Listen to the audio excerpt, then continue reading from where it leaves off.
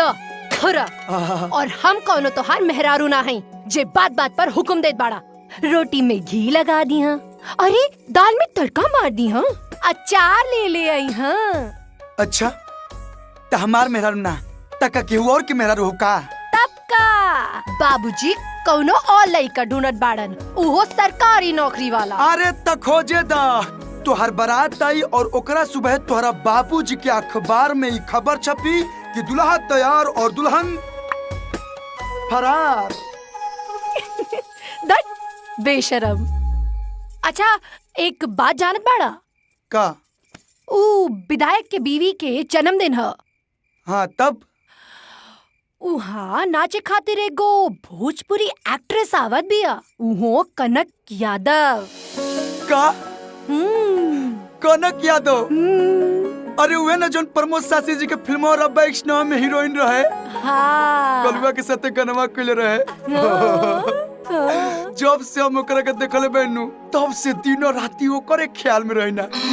अब केहू जाए चाहे ना जाए हम तो जरूर जाई। हम यही खातिर तो यहाँ आईनी हा कि तू इल्ला चुआवत वहाँ जाइबा जरूर। अगर वहाँ गईला तो थाई के अरे ओकरा खातिर ता सामान चाहिए ना। ई देखा ऐसन काटब न कि तू गली गली घरे घरे ताली बजाइबा और सोहर गईबा। अच्छा तो जब इतना प्यार करेलू तो भरोसा काहे न करेलू? तब छलिया तोहरा जैसन लइका पे भरोसा नहीं खेब। अच्छा तो ठीक बा, सुनो ना अब हमने दोनों आदमी साथे चल जी और तू हमार पकड़ के रखिया। का? अब उहे हाथ तू का बुझलू है? ठीक बा। Happy birthday to you, happy birthday to you, happy birthday to you darling, happy birthday to you.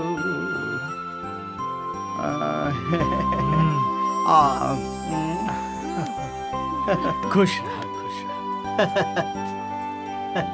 ला, खुश रहा। दामाद जी। हाँ जी ससुर जी। हमार बेटी हमार प्राण। हाँ ध्यान रखिए जी, कोनो दिक्कत ना होके के चाहिए ना एकदम ना।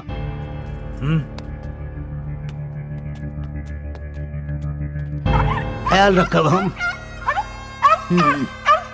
दोस्तों नमस्कार, नौजवान साथियों, माताओं और बहनों, मुख्य अतिथि, सज्जन, आए हुए मेरे प्यारे प्यारे मेहमान, आपके दिलों की धड़कन, गुले गुलजार, गुलफाम, गुलबदन और सिनेमा की 56 छुरी, आपके सपनों की परी, आपके बीच में बिजुरी गिराने आ चुकी हैं, अभी सज रही हैं, अपने गोरे गोरे गालों पर मेकअप कर रही हैं। तब तक आप लोगों के बीच तड़कता भड़कता आग लगाता हुआ एक शेर पेश कर रहा हूँ। फूल है गुलाब का, खुशबू लिया करिए, अब आ रही हैं कनक जी, ताली बजा के स्वागत करिए। पिलाइए जल्दी पिलाइए।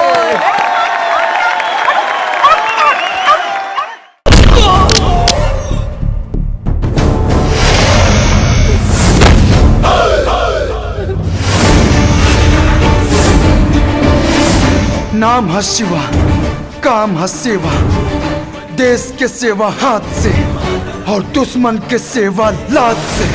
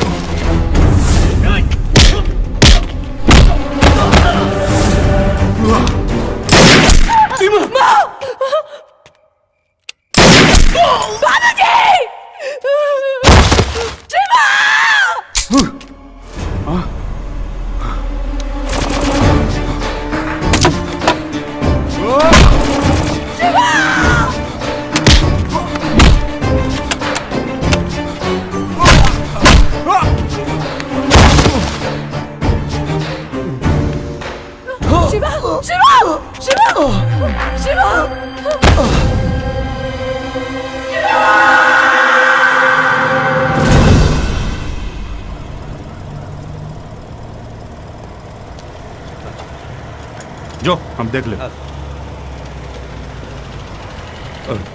ये मंत्री जी, हे चल चल।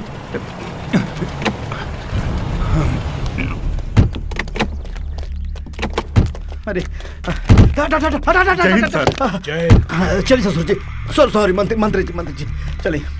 उन नक्सलवादी की है जे कैद करो ले बानी हम। आई चलिए चाय खातिर पानी मंगाओ। हाँ, आई सर है लेके आ।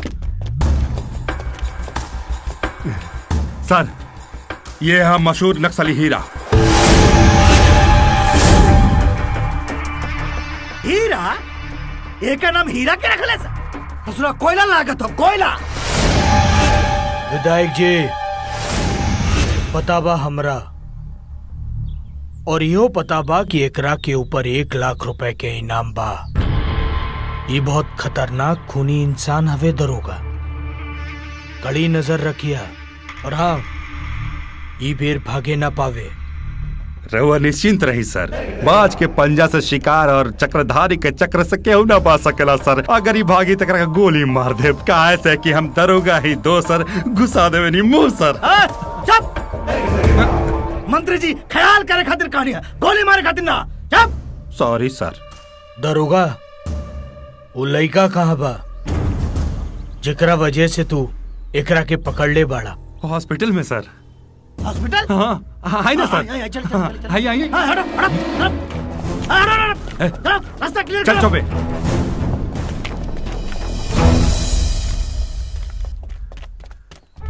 घबराए के नइखे बहन जी, हल्का सा चोट लगल बा, 2-4 दिन में ठीक हो जाई। जी डॉक्टर ठीक साहब, बा। ठीक बा। आ बेटा लेट जा।